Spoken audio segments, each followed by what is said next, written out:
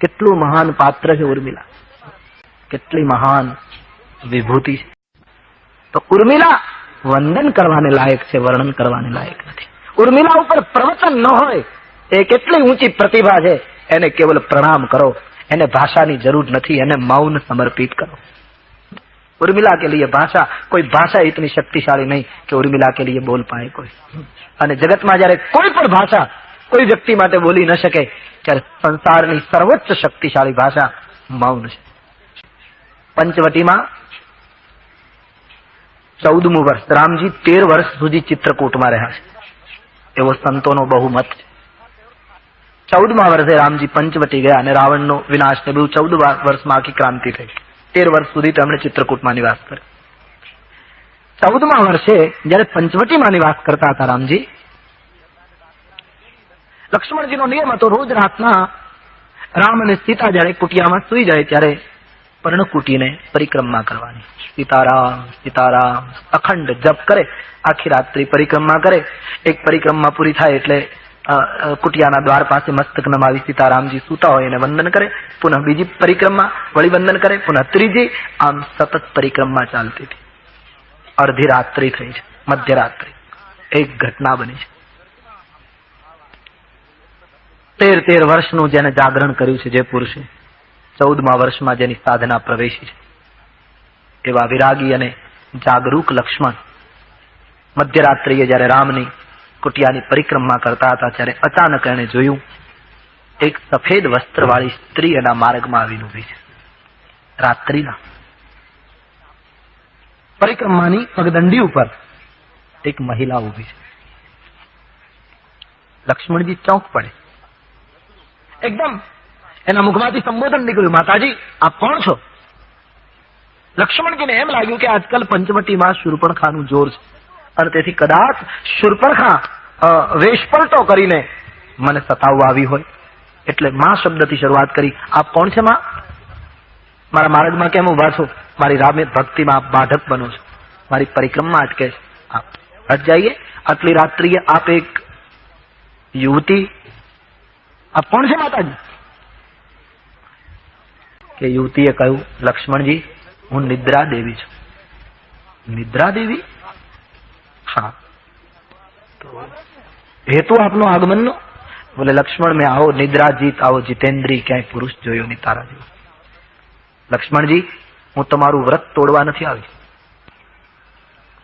હું તમને સુવાડવા નથી આવી, હું તમને સ્પર્શ પણ નહીં કરું, કારણ કે હું આપના વ્રતને સમજુ છું. પણ લક્ષ્મણજી આપની જાગરણ, આપની નિદ્રા ઉપરનો કાબુ જોઈને મારાથી રહેવાયું નહીં, એટલે હું ધન્ય બનવા તમારા પાસે આવી છું કે મને તમે કંઈક સેવા સોંપો.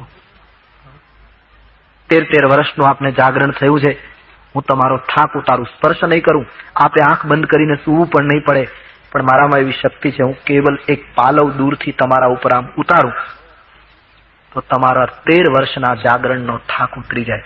હું સ્પર્શ નહીં કરું, તમારું વ્રત તૂટશે નહીં, તમારે સૂવું નહીં પડે, આંખો બંધ કરવી નહીં પડે, કેવળ મારી શક્તિથી હું તમારા ઉપર મારો પાલવ ઘુમાવું દૂરથી અને તમારા 13 વર્ષનો થાક ઉતારું. મને આટલી સેવા આપો, मैं धन्य बनूंगी. लक्ष्मण जी बिल्कुल निश्चिंत हो गए और बहुत सुंदर बोले कि माताजी धन्यवाद, आपने मारा तरफ આવી લાગણી થઈ એ બદલ मैं आपका आभारी हूँ. પણ એક પ્રશ્ન પૂછું નિદ્રા દેવી, શું કે તમને આ ખોટી માહિતી આપી કોણે?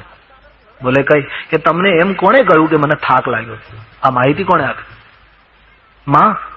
24 કલાક જેના નેત્રની સામે રામ હોય એને જગતમાં કોઈ દિવસ થાક ન લાગે.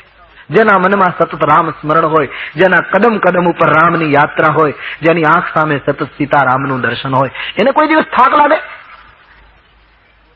સત્ય ને નીતિના પથિકને કોઈ દિવસ પરિશ્રમ પડે? માં આપને કોઈ ખોટી માહિતી આપી.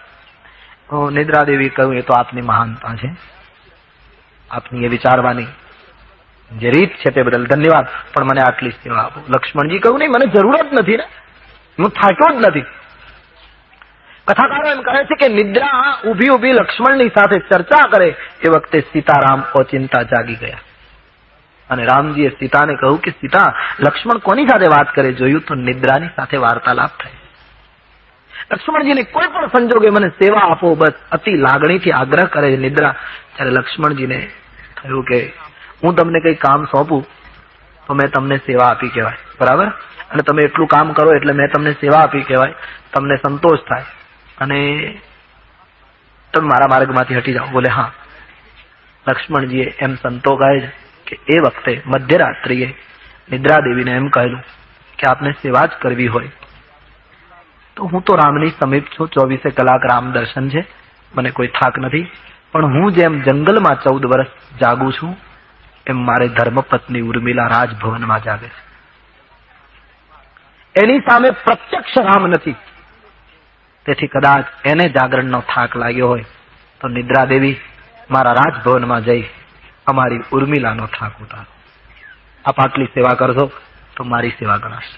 નિદ્રા સંતોષ પામે છે. એને એમ થયું કે સારું, કારણ કે લક્ષ્મણજી જંગલમાં જાગતા હતા, ઉર્મિલાજી રાજભવનમાં જાગતા.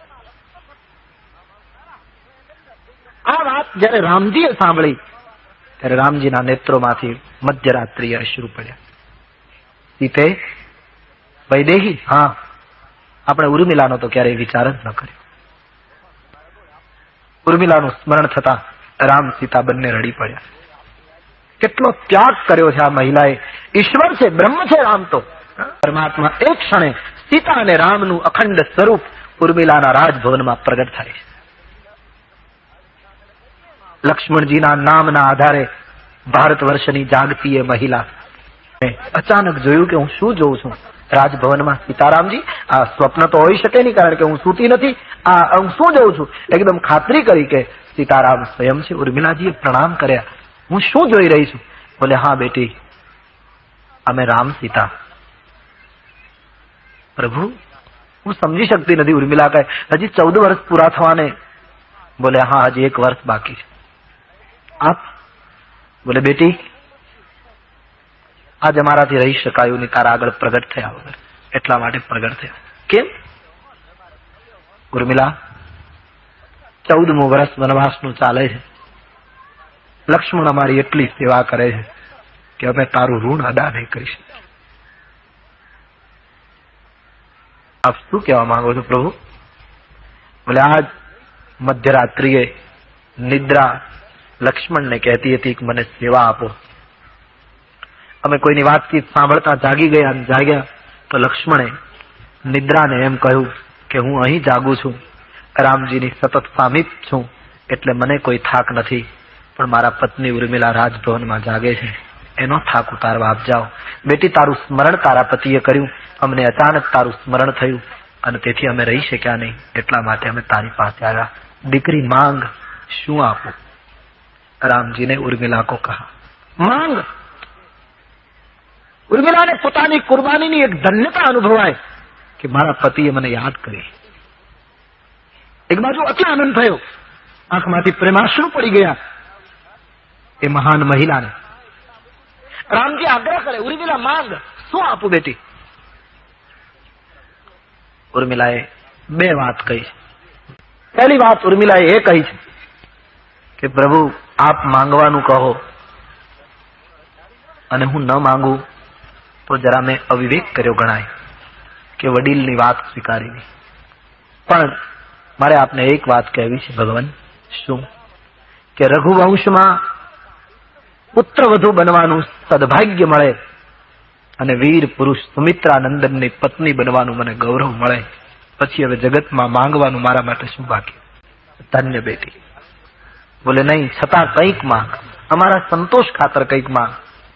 ત્યારે બીજી વાત ઉર્મિલા એ માંગી કે તો એક વસ્તુનું વચન આપો. શું? કે આ 14મા વર્ષના પ્રારંભે મારા પતિને મારું સ્મરણ થયું રાતના.